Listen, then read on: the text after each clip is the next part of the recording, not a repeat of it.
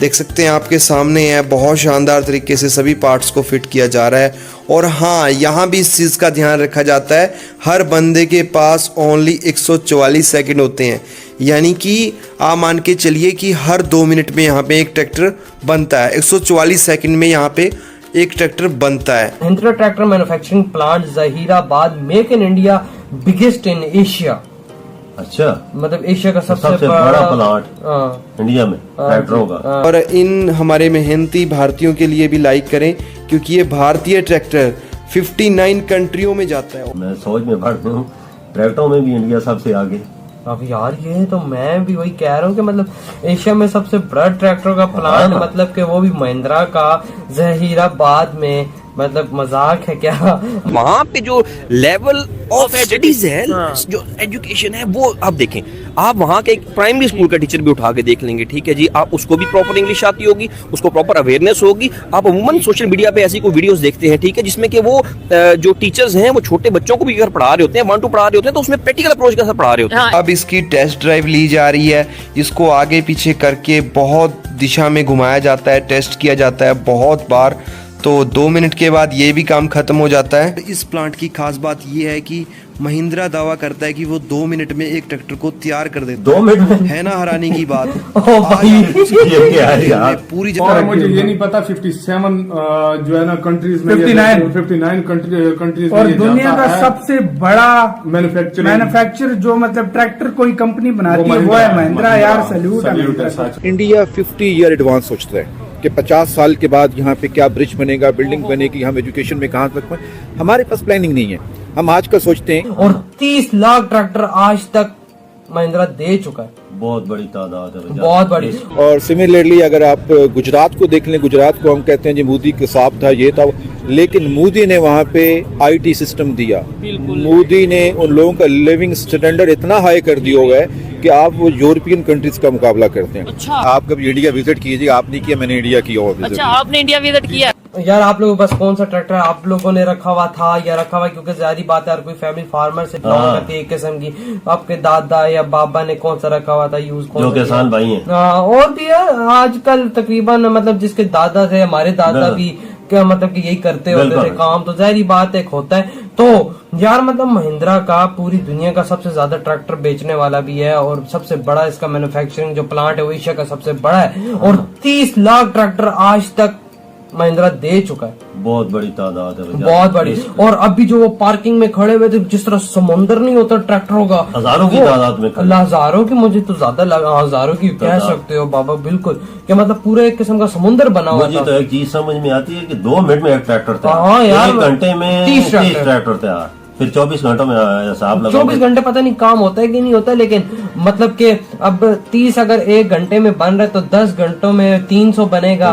300 और फिर 30 360 ट्रैक्टर 12 घंटों में बन रहा है। और ये 50-60 तकरीबन 60 कंट्रीज में जा भी रहा है। सही बात। ये तब भी तो जा रहा है कि 2 मिनट में तभी बना रहे हैं, क्योंकि जाहिर बात है प्रोडक्शन इतना तेज है, फिर आगे इसकी डिमांड है, और इनकी आप क्वालिटी का अंदाजा लगाएं कि इनकी कितनी डिमांड है, कि मतलब 60 कंट्रीज में जा रहा है, मुल्कों में भी जा रहा है। बात मांग होगी ना, समझ लें कि मतलब तकरीबन आधी वर्ल्ड में जा रहा है। हाँ ना भैया, मैं तो सोच में पड़ गया, इतना ट्रैक्टर इंडिया में खुद बना रहा है। और 2 मिनटों में इंजन बनता है, 2 मिनट का टाइम उनको दिया जाता है। फिर असेंबली जो ट्रैक्टर के पार्ट्स वगैरह जोड़ते हैं, वो मतलब उसमें भी कितने लोग लगे, कितने जबरदस्त काम है उधर के, फटोफट चीज जो बिल्कुल। और यार इनकी क्वालिटी जो होगी ना, वो एकदम कमाल की होगी, बिल्कुल। तभी तो इतनी ज्यादा इस ट्रैक्टर की डिमांड है महिंद्रा की। और वाकई में महिंद्रा भाई बिल्कुल बाबा, और महिंद्रा चीज ऐसी बनाते हैं कि अगलों को पसंद आती है। बिल्कुल सही है, गाड़ियां भी बनाता है तो ट्रैक्टरों में नंबर ले गया। और वही भाई एशिया का सबसे बड़ा और दुनिया में सबसे ज्यादा, खासकर इस ट्रैक्टर को किसान बड़ा पसंद करता है। हाँ जाहिर बात है बाबा, क्वालिटी चाहिए ना। मतलब अब आप एक गाड़ी लेते हो, उसकी क्वालिटी नहीं तो आपको गाड़ी पसंद नहीं आएगी। तो इसी तरह इनका भी ट्रैक्टर जो पसंद कंपनी का आता वो लेते हैं। और उसकी क्वालिटी और उसकी परफॉर्मेंस अच्छी होगी तभी। और इसको टेस्ट भी बड़े मजे का किया जा रहा है। वो मुझे बड़ा अच्छा लगा, गुलदारे के अंदर घुमाया, 2 मिनट घुमाते हैं, पूरा टेस्टिंग करके फिर 2 मिनट घुमाए ना घुमाए, लेकिन अच्छे से जब तक ये एक ट्रैक्टर पे ओके जब तक नहीं करते तो तब तक ये उसको टच ट्रैक्टर करते सारे ओके करके लाइन में बाहर लगाते जा रहे हैं, फिर बाहर वहाँ सप्लाई शुरू होती है बाहर। अंदाजा लगाओ और कितना इंडिया से पैसा कमा रहे हो और कितने इसमें वर्कर होंगे। सही बात है। एशिया का सबसे बड़ा ट्रैक्टर का लाखों बंदे काम भी कर रहे हैं। सही कहा, एक ट्रैक्टर के साथ 4-5 बंदे लगे हुए, तो बिल्कुल सही ऐसा बात है। बंदा क्या सकता है। बिस्मिल्लाहिर्रहमानिर्रहीम।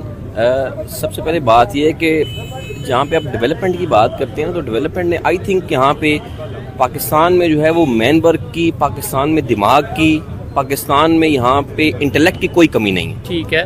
पाकिस्तान इस वक्त इंटेलेक्ट में कहीं आगे है उनसे, इंडिया से कहीं आगे है इंटेलेक्ट में, अगर डीपली देखा जाए तो। ठीक है। अगर आप सतही तौर पे देखेंगे तो आपको नजर आएगा कि शायद इंडिया काफी आगे निकल गया है या इंडिया के लोग काफी आगे हैं। पाकिस्तान में टैलेंट की कोई कमी नहीं। नहीं सर, टैलेंट तो देखें वो होता है ना जो नजर आए। जैसे लेट्स सपोज हम विद एग्जांपल कहें कि भाई देखो पाकिस्तान के लोगों में बहुत टैलेंट है। माइक्रोसॉफ्ट का जो सीईओ है वो भी पाकिस्तानी है, गूगल का सीईओ पाकिस्तानी है, यूट्यूब का सीईओ पाकिस्तानी है। ये लेट्स सपोज अगर ऐसी एग्जांपल दें, जब हम बात करें लॉजिक के साथ तो वो हमें लिस्ट दिखा देते हैं कि ये भी हमारा सीईओ, ये भी हमारा सीईओ, हम दुनिया की 5वीं बड़ी इकॉनमी, हम चांद पे चले गए, मतलब वो तो ये लॉजिक देते हैं। फिर हमारे पास आगे से क्या आंसर होगा? मैं आपसे बात टैलेंट की कर रहा हूँ जी। टैलेंट के बाद जो बात आती है ना, वो जो बात आप कर रहे हैं ना, वो अपॉर्चुनिटी की आती है। ठीक है। ठीक है, मैंने आपसे टैलेंट की बात की अभी, मैं टैलेंट फर्स्ट स्टेप नजर पे क्यों नहीं आ हूँ। रहा? मैं आपसे फर्स्ट स्टेप पे हूँ। ठीक ठीक है। है, फर्स्ट स्टेप पे ये है कि टैलेंट हमारे पास, ठीक है, उस मुल्क से कहीं आगे है। हमारे पास टैलेंट की कोई कमी नहीं। ठीक है। अब बात आगे आती है अपॉर्चुनिटीज की। ठीक है। कि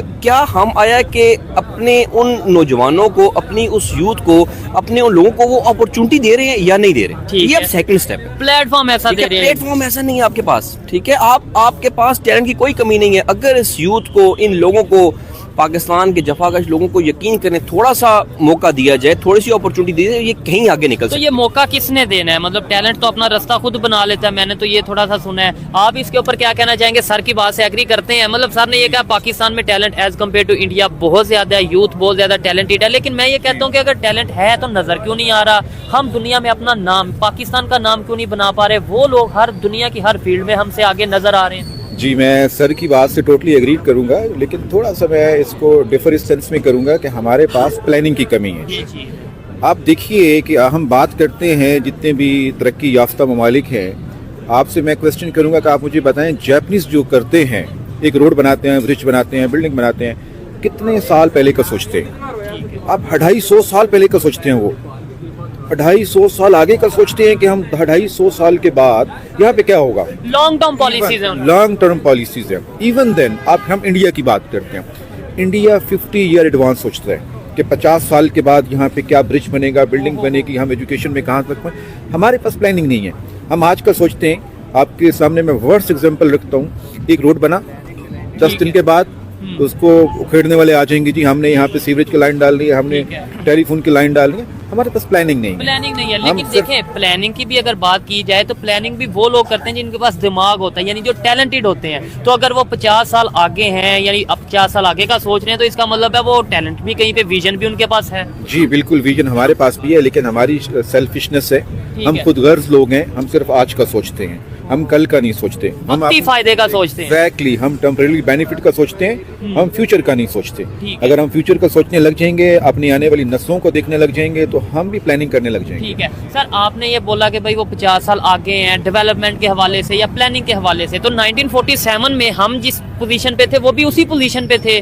क्या ऐसा उन्होंने किया? किस चीज के ऊपर वर्क किया? मतलब एक ही लोग थे हम सब, तो क्या उन्होंने ऐसा वर्क किया क्या वो 50 साल आगे की सोच रखने लगे? सर, एक तो उनकी डेमोक्रेसी ये चीज वो मेन अनइंटरप्टेड थी और उन्होंने डिलीवर किया, नंबर 1। नंबर 2, उन लोगों का विजन था, उन लोगों ने जो उनके, मैं यही तो मेरा सवाल है, विजन कैसे? मतलब 1947 से पहले ही उनका विजन मैं था। अर्ज करता हूँ जी। एजुकेशन, ये चीज आप केरला को देख लें, केरला स्टेट इंडिया की, आप सर्च कीजिएगा, 100% एजुकेशन है वहाँ पे, 100% एजुकेशन ठीक है। है। हम सोच भी नहीं सकते किसी घर में कोई बच्चा इलिटरेट होगा, हर घर में एजुकेशन है। ठीक हो। और सिमिलरली अगर आप गुजरात को देख लें, गुजरात को हम कहते हैं जी मोदी के साथ था, ये था, लेकिन मोदी ने वहाँ पे आईटी सिस्टम दिया। बिल्कुल। मोदी ने उन लोगों का लिविंग स्टैंडर्ड इतना हाई कर दिया हुआ है कि आप वो यूरोपियन कंट्रीज का मुकाबला करते हैं। अच्छा। हमारे पास क्या है? अच्छा, और ये गुजरात की अगर बात करें भी 15 दिन पहले वहाँ पे जो सा यूएई के प्रेसिडेंट थे उन्होंने भी विजिट किया, मोहम्मद बिन ज़ियाद ने। वाइब्रेंट गुजरात के नाम से एक ग्लोबल इवेंट था जिसमें दुनिया के दूसरे कंट्रीज के लोग आए हैं, उन्होंने इन्वेस्टमेंट की बात की है। हमारे यहाँ पे vibrant Lahore, vibrant Peshawar, vibrant Islamabad ऐसे इंटरनेशनल इवेंट क्यों नहीं होते कि मतलब यहाँ पे भी आके लोग इन्वेस्टमेंट करें?